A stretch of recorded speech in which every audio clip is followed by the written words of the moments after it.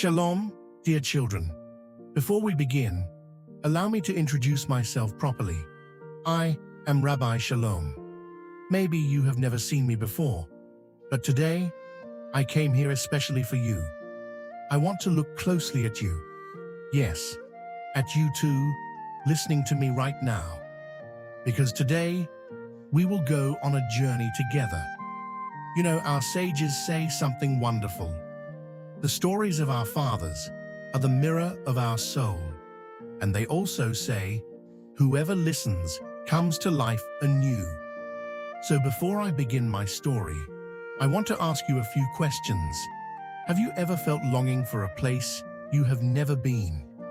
Have you ever heard a Jewish melody that made your heart beat differently?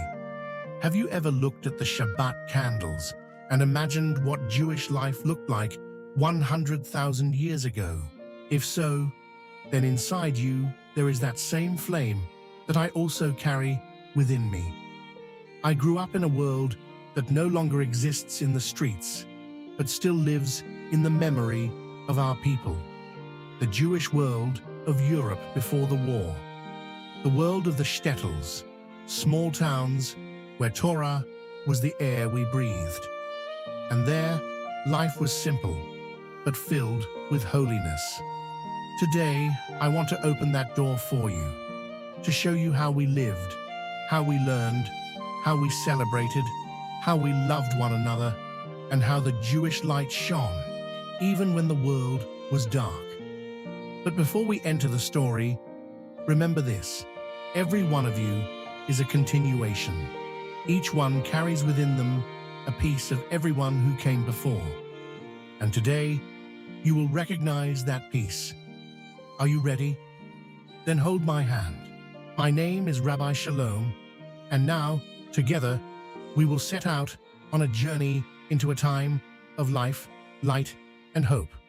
Before I tell you the story of my childhood in the shtetl, I want you to close your eyes for a moment and imagine a world that almost disappeared, but still lives. If you listen with your heart, I am speaking about the Jewish world of Europe before the war. A world of small towns, of the smell of warm bread, of snow on the windows, of voices singing Torah, of large families, and of smiles that lit up even the coldest days. It was a simple world, but full of life. Before I was born, my parents lived, like many Jews of that time, in small and united communities, where every person was part of the other. We had no cars, and in most places, we did not even have electricity. The light came from oil lamps, the warmth from wood, and the strength from faith. In every town, there were things that never went missing. A rabbi who taught, advised, and led everyone. A shohet who performed shehita, a mohel for Brit Milah, a midwife who helped bring life into the world. And there was always a melamed, the children's teacher. And there was something greater than all of it, the feeling that we were one people, like one big family scattered across the world. The houses were small. Some had only one room, others had two. There were iron stoves, a pot with hot water, and a big table, the most important place in the house. At that table, we learned to pray, to say thank you, to honor, and to love. And above that table, there were always books. Even poor families made a great effort so that at least they would have one humash and a siddur. We were not rich in money, but rich in the soul, sense, sounds, and life. The smell of the streets changed with the seasons. In winter, the smell of smoke and hot soup. In summer, the smell of trees, earth, and fresh fruit. And on Erev Shabbat, the smell of challah filled the air. And there were always sounds. The sound of children running, the sound of wagons, the sound of prayers, the sound of women singing while cooking, the sound of men debating Torah by the door of the synagogue. The shtetl lived. The shtetl breathed. Before I tell you about myself, I must tell you about us.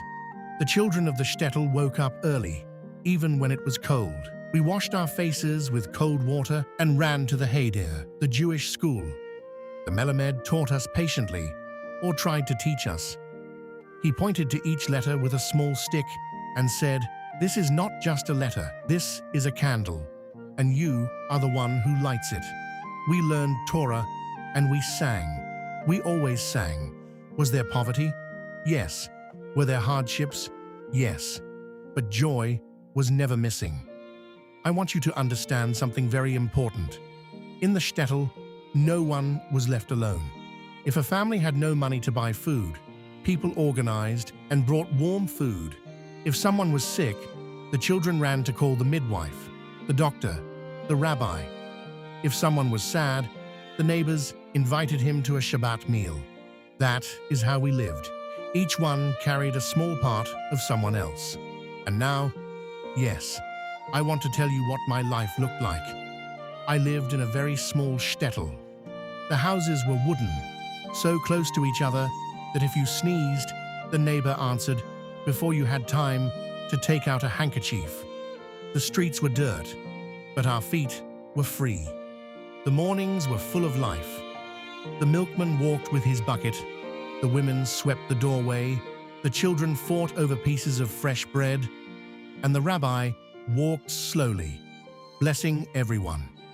It was a safe world, a warm world, a world that believed in goodness, and this is the world I want you to see before you learn what was still to come. The shtetl was a small world, but full of life, faith, and a beating heart. After everything I have already told you, I want you to understand something even deeper. Jewish life before the war was not just routine, it was spiritual life. The Torah did not sit on a shelf. The Torah was in the mouth, in the hands, in the eyes, and in the heart. A Jew from the shtetl could be poor, but he knew how to welcome Shabbat with joy. A family could have little, but it shared the little as if it were a lot. And that is why, even decades later, the memory of that world still awakens those who survived and those who were born after them. Holidays, holiness, and life. Rosh Hashanah. The sound of the shofar echoed through the whole shtetl. The people brought together the Kedusha. Yom Kippur, the men wore a kittel. The women prayed like queens, and even the children felt the holiness. Sukkot, we built Sukkot with our own hands. The stars were the special guests. Hanukkah, the light of the candles shone in the windows, and it seemed as if it was fighting all the darkness. Purim, we dressed up, we sang, and even the elders among us looked like children again. Pesach, the cleaning, the preparations, the smell of gefilte fish, and the feeling of freedom passed from generation to generation. Life was hard, but it was full of light. In the first morning hours, the merchants opened their windows, the mothers hung colorful clothes, and the children ran as if the whole world belonged to them.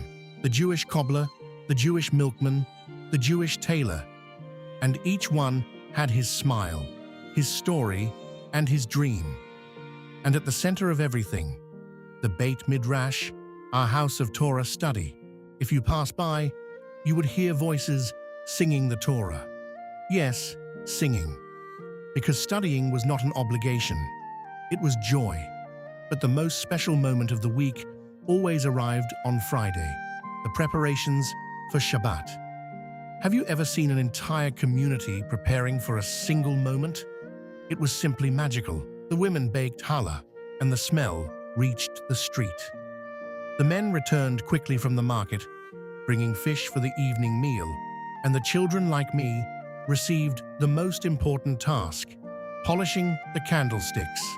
And when we finished, we looked at each other with pride, as if we had helped light the world. When the sun began to set, the whole town stopped. The mothers covered their heads with a scarf, lit the candles, and with gentle hands said the blessing. And I always thought that in that moment, angels came down to visit our home. The candles shone, and it seemed as if the whole world breathed peace.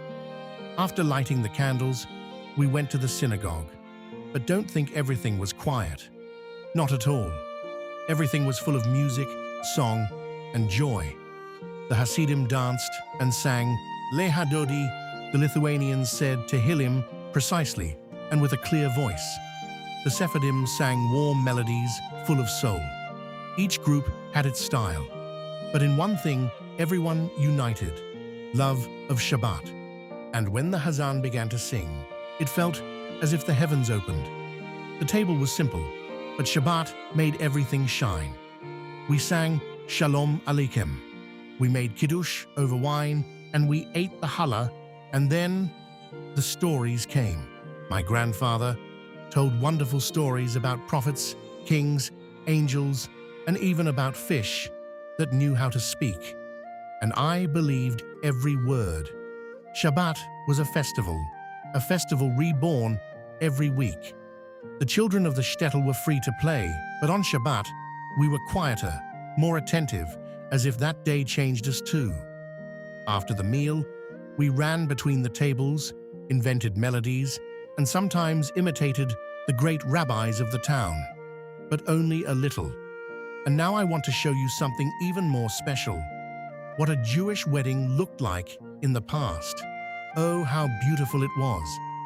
First, the bride arrived dressed in white, delicate and emotional, and the groom was also excited and happy. They welcomed them with music, because in our community, music always accompanied joy. The huppah was usually outdoors, under the stars, because we wanted all of heaven to be witnesses to this bond. The rabbi blessed. The groom broke the glass, and everyone shouted, Mazal Tov. People danced all night, the men on one side and the women on the other, everyone circling in a joy too big to fit in one heart alone. A Jewish wedding was not only between two people, it was the union of two families, two stories, two worlds becoming one. And children like me ran after the musicians, trying to imitate the violin or the clarinet. My life was simple, but full of meaning. We had rabbis who taught values, women who ran the home with wisdom, men who learned Torah after work, children who learned Torah through song, and grandmothers and grandfathers who held the whole family together. That is how we grew up, in love, in faith, and above all, in joy. Dear children, I brought you with me so that you could see a world that still exists, not in the streets, but inside our hearts, in our homes, in our synagogues, and in our Shabbat. The Shabbat I lived is still alive within you. The weddings I saw still happen today, and the joy I felt still shines in every Jewish home in the world. As long as there is a candle burning, a blessing being said, and challah being shared, our light continues. Yom Tov, dear children, until the next visit.